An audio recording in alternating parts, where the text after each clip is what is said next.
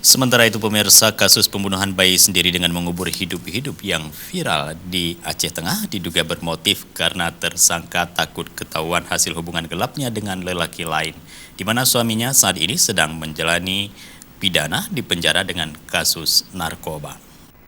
Diambil atau dicuri adalah 2 unit laptop. Viralnya kasus seorang ibu berinisial SM yang membunuh bayinya hidup-hidup dengan menguburkan langsung usai beberapa saat setelah ia lahirkan di salah satu desa di Kecamatan Pegasing, Aceh Tengah.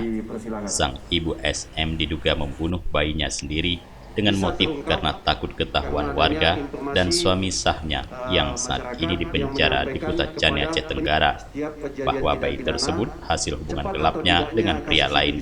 SM yang tinggal di Kalanarih, Pegasing bersama anak pertamanya yang masih berusia 10 tahun telah lama tinggal di desa tersebut, di mana suaminya ditahan polisi karena kedapatan membawa narkotika. Saat ini pihak kepolisian masih melakukan pengembangan terkait kasus ini, di mana pelaku yang merupakan ibu kandungnya baru saja keluar dari rumah sakit usai dilakukan perawatan dan kurek, sehingga belum dapat dikembangkan terlalu dalam karena pelaku masih dalam kondisi lemah. Untuk sementara kondisi tersangka mungkin masih sedang dalam perawatan sebelumnya, karena memang saat kejadian ya langsung kita tempatkan beliau ke rumah sakit untuk menjalani perawatan karena harus perlu dikuret lagi. Nah ini jadi baru kemarin malam baru ada di Polres Aceh Tengah.